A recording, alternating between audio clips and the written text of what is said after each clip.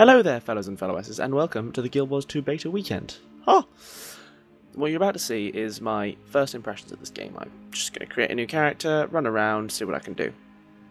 I will also be bringing you, my last few videos for a while are going to be things like the PvP, the World vs. World vs. World, and anything else that I think you guys probably want to see in the game. So this is character creation, race selection screen, sorry. The choice is Char, Human, Norn, and then you can't pick them in the beta yet, but there is also the Asura, and I don't remember the name of the fifth race.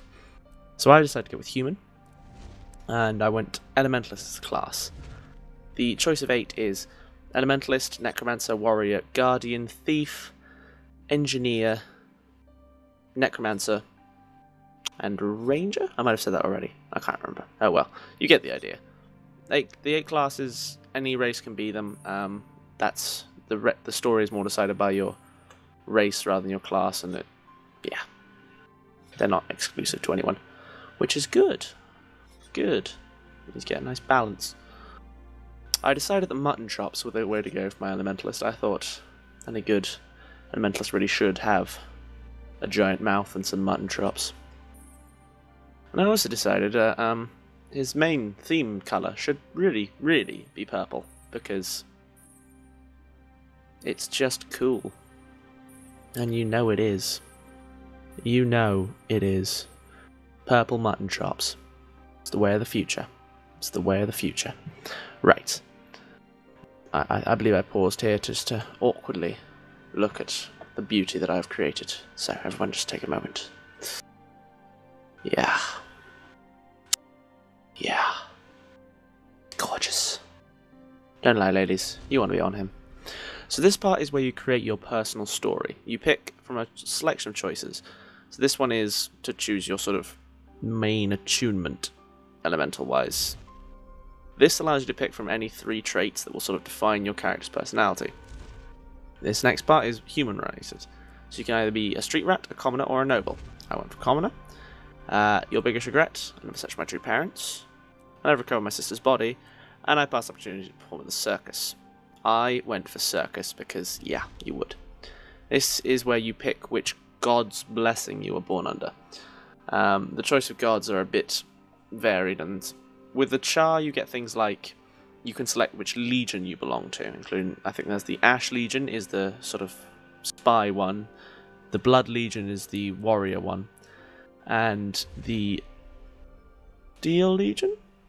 I can't remember what the name of it was, is a sort of tech engineering one. I decided that I was going to call myself FINNATRON, because, well, Dylan posted it on the comments on the post on Facebook, so I thought it seemed legit.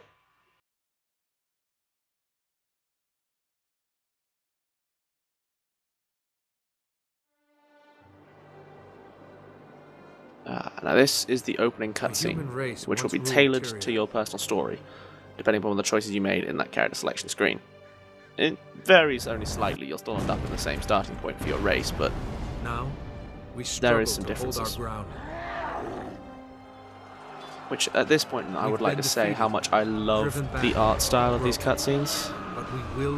This whole sort of painted feel of it, it's amazing and really beautiful. Still stands. Our faith is strong despite the silence of the 6 gods.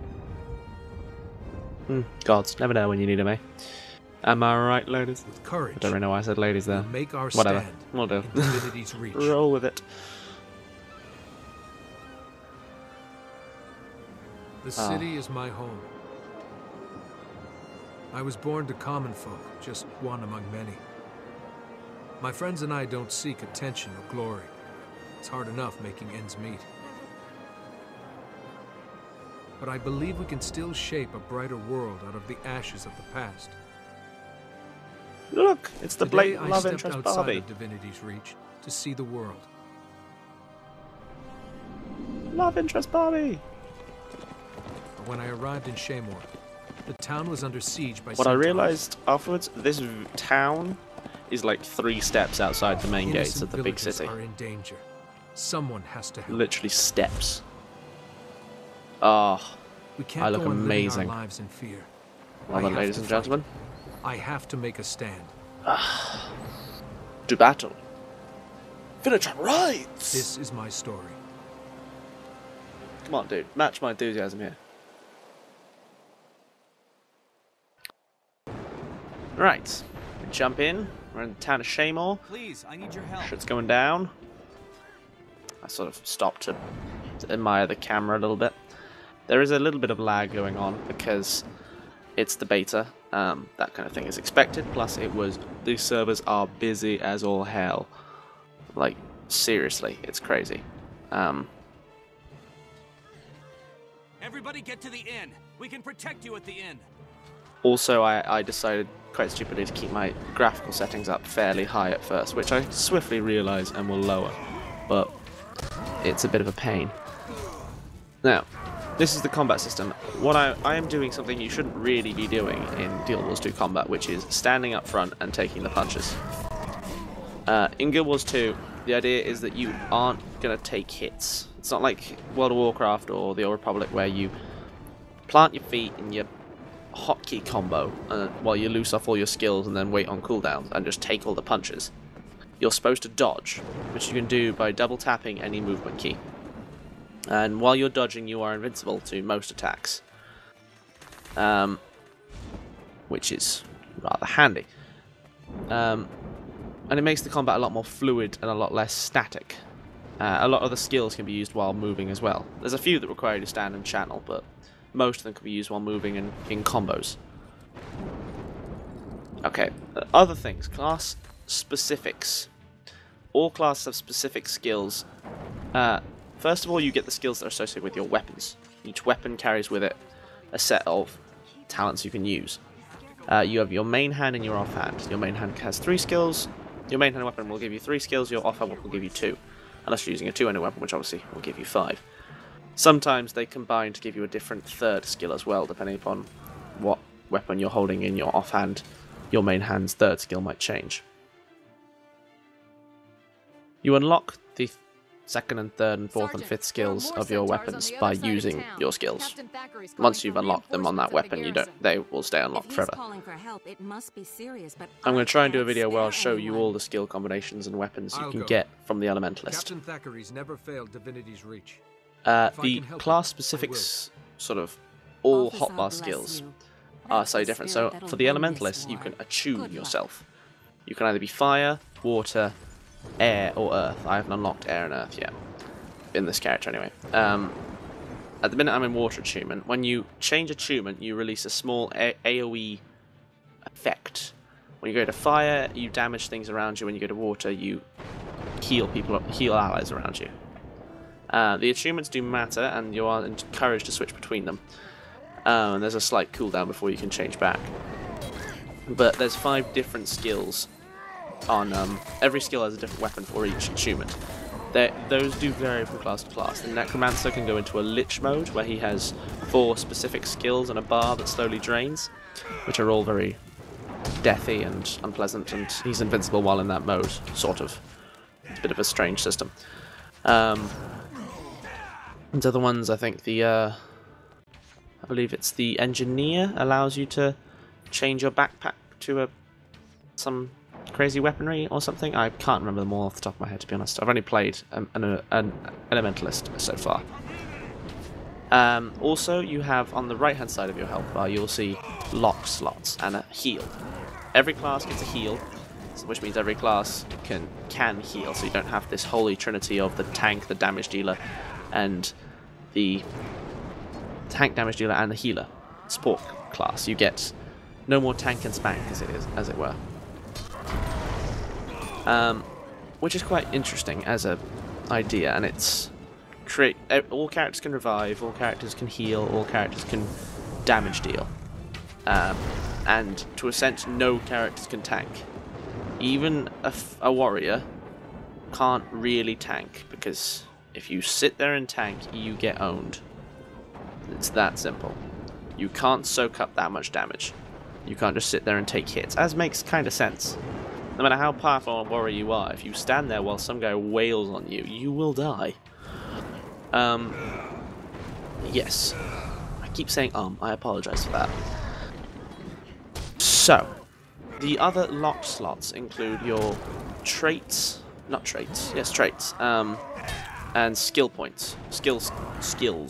Actually, yeah, you unlock these skills by getting skill points. You can then unlock class-specific ones for the elementalist. They include things like Arcane Bolt, where you just basically do a giant magic missile, or signets of each element, which give you passive bonuses and active bonuses if you activate them, and similar ideas to that.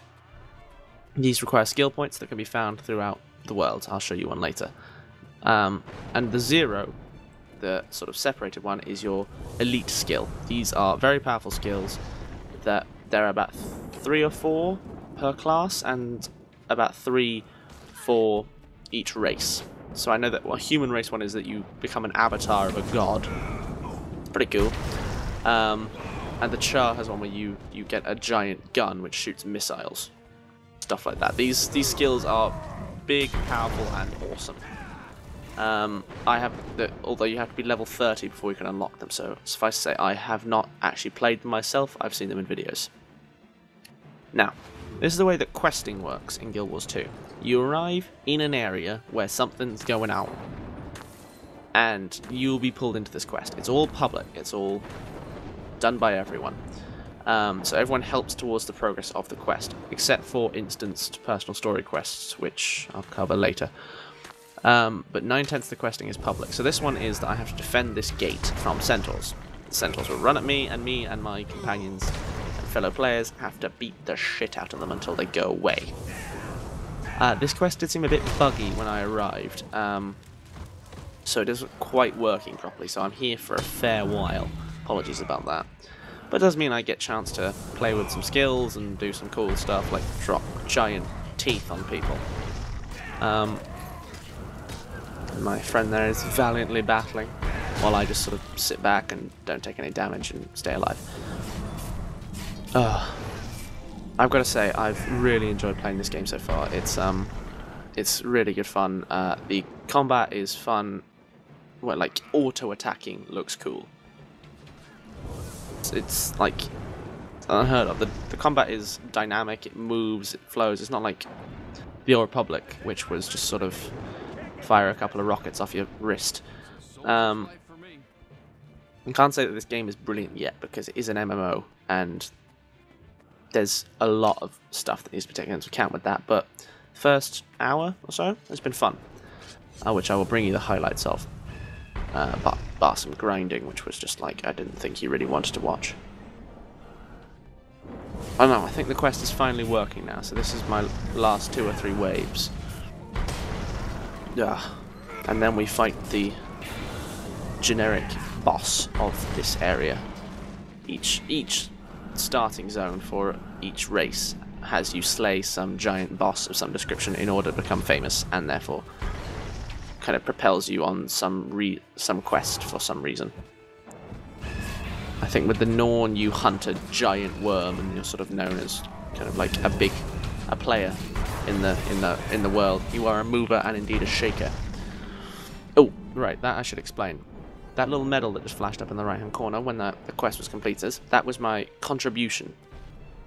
So the game will measure how much you do in relation to the quest, how many things you've collected, how many monsters you've killed, how many things you carried from A to B, that kind of thing, and will give you a medal based upon that, which will give you varying levels of rewards, of XP, of karma, of money. And I will explain karma when we come to where it becomes relevant, really. But money and experience are obviously pretty explanatory if you've ever played an RPG, or indeed a game. I'm not here to baby you, unless you particularly want that, which is kind of creepy, if I'm honest. Kind of creepy. And I'm just like loosing massive fire spells and particle effects running everywhere. It's awesome. It's awesome. Okay, brace. Brace, people. We will hold the gates! This barracks will not fall! Because we'll drop AoEs on it, like some bitches.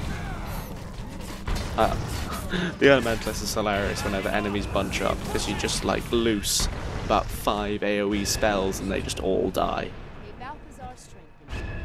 The interesting thing about the skills is that they all sort of have two uses. For example, the Phoenix skill you see. The Phoenix flies out from you, so it AoEs an area, and then it flies back to you and gives you extra vigor. Don't ask me what vigor does, I'm not entirely certain yet. But you see that blue pulse as I use it, that's the vigor coming back to me. So it's... And my healing skill, depending on my attunement, also gives me a buff. Or boon, they're called in this game. Then I launch a spell just as the cutscene starts. Sorry guys. Yeah, so this is the giant monster. As you may notice, he's kind of a big bastard. That, soldier, is a threat. We're going to take it down. Forward! Oh, goody. Right, so here I begin to lag like crazy, because there's a lot of stuff going on the screen. The beta servers are packed with people, and it's just like, oh my god, meltdown. But here was where I was trying to dodge left and right and kept pushing the wrong buttons. And it turns out that Q and E are your left and right movement, and D and A move the camera. I was so glad to be told that. This is an example. I'm reviving another character here because you need all of you. Now, when you lose all your health, you get knocked down. You gain these 4 skills that you can use. So mine are shooting off lightning. You can. The 4th one is always the same for every class. It's bandage. You slowly heal yourself, and if you manage to stay up, you can jump back up on your feet and continue the fight. So this is where I thought, shit, let's get the hell out of here. So I ran up to one side, I ignored the fact that I was on half health and didn't use my heal because I'm an idiot.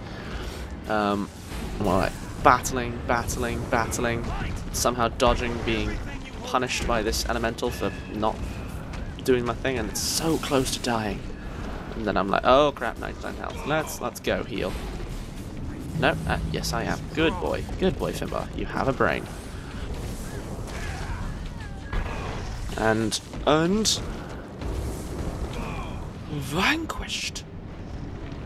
I know, I'm brilliant. It's okay. It's okay. I understand you're amazed. I understand. Anyway, that's all that the starting set has, so please do tune in next time when I bring you the second half of my first impressions of Guild Wars 2. Thank you very much. Bye-bye.